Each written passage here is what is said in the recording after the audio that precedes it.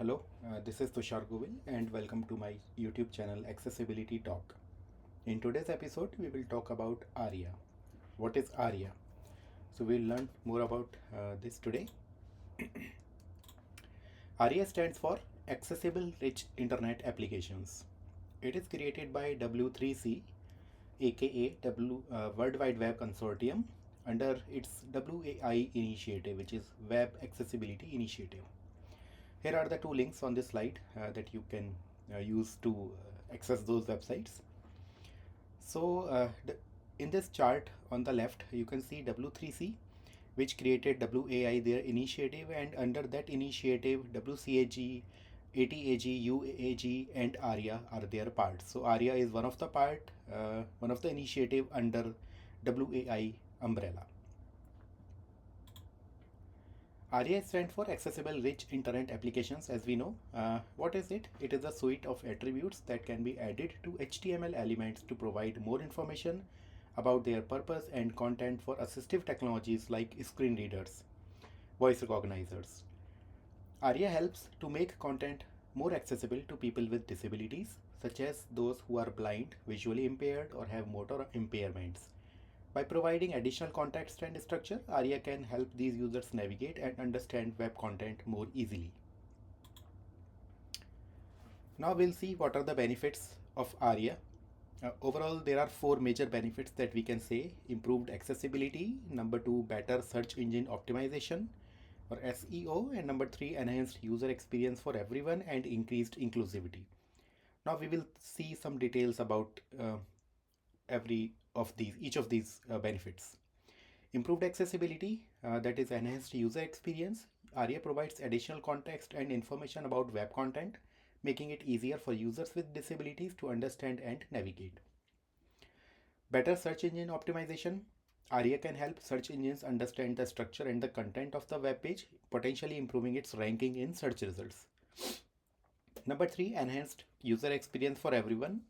Because accessibility improves usability, ARIA can make web content more intuitive and easier to use for everyone regardless of their abilities. And this will result into enhanced user satisfaction. By providing more accessible experience, ARIA can improve user satisfaction and engagement. And of course, increased usability, expanded audience, because ARIA helps to make web content accessible to a wider range of users, including those with disabilities. And by using ARIA, websites can demonstrate their commitment to diversity and inclusion. What are the rules of ARIA? So first two primary rules of ARIA are: first is don't use ARIA unless you have to, and second is use ARIA when you have to. Use ARIA for missing semantics. ARIA is meant to supplement native HTML semantics, not to replace them. So only use ARIA when HTML alone cannot convey the intended meaning. Avoid redundancy. Don't provide redundant information through both ARIA attributes and native HTML elements. So in short, if native HTML is providing enough information, then no need to use ARIA. And test with assistive technologies. Always test your ARIA implementation with screen readers to ensure it works as intended. So the recommendation is always use semantic HTML, and if that needs additional information, then only use ARIA. No ARIA is better than bad ARIA.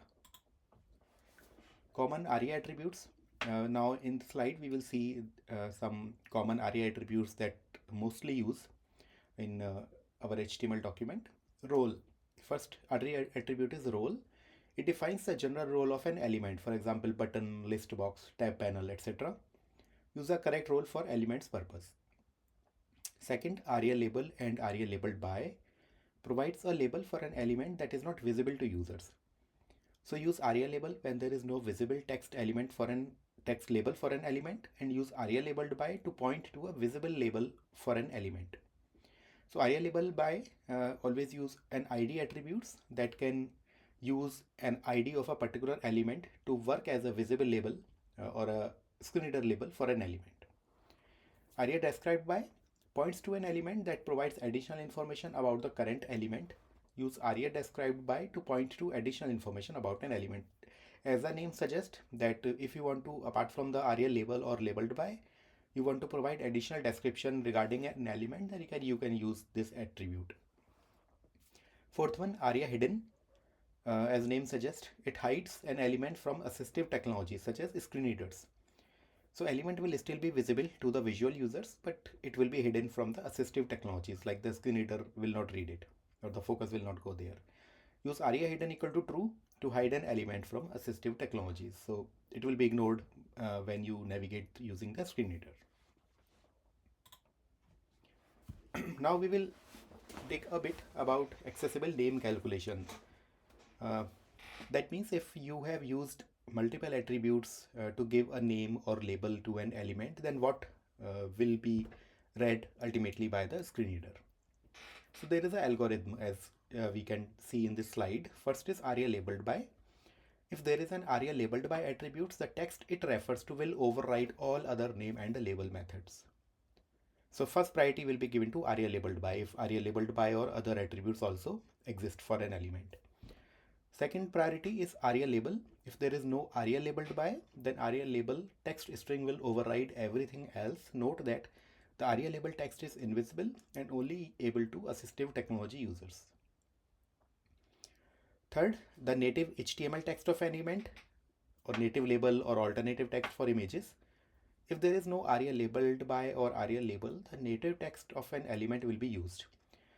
For example, the text given between the opening and closing button elements, the label text on a form field or the alternative text for an image, etc. Title. Another attribute is title. If there is no other naming methods are available, the title will be counted as a label. Please note that the title is the best considered as extra non-essential information because the title is not visible all the time and some user cannot access it at all.